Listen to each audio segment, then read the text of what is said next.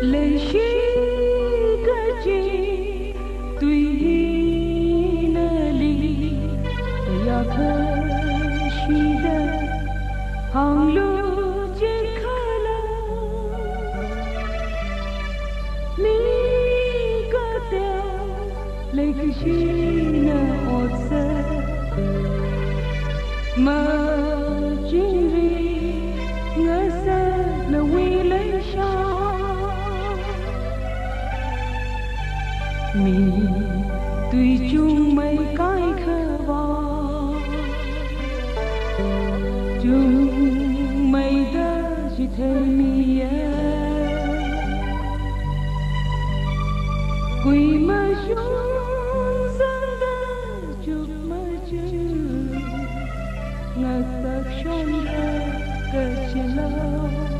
ili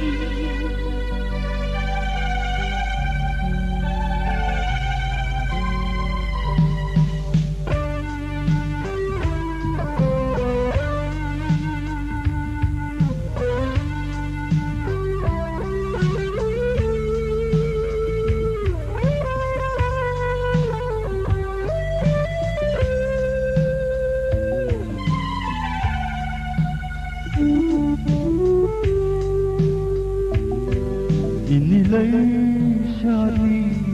rintanga chida Majema manda otsa na janhan Ini Leikashi no thaida Nawini jingri hai shaprala Leikashi mình rút mơ cơ thấy mơ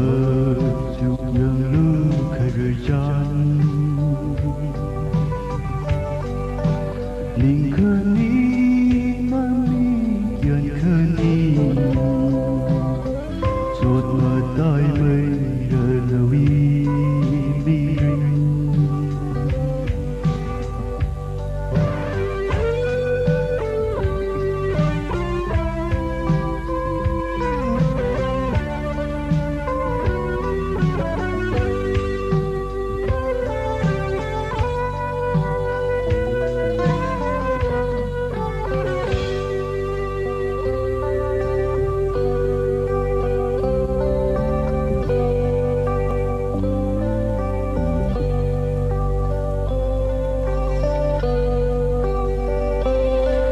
Leikashi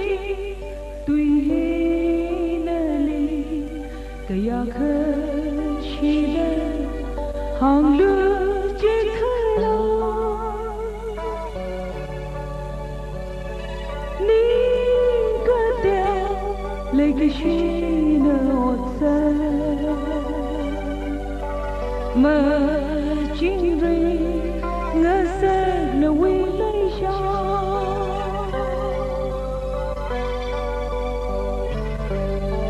mi tùy chung mấy cái khờ vào chung mấy đã chỉ thấy mi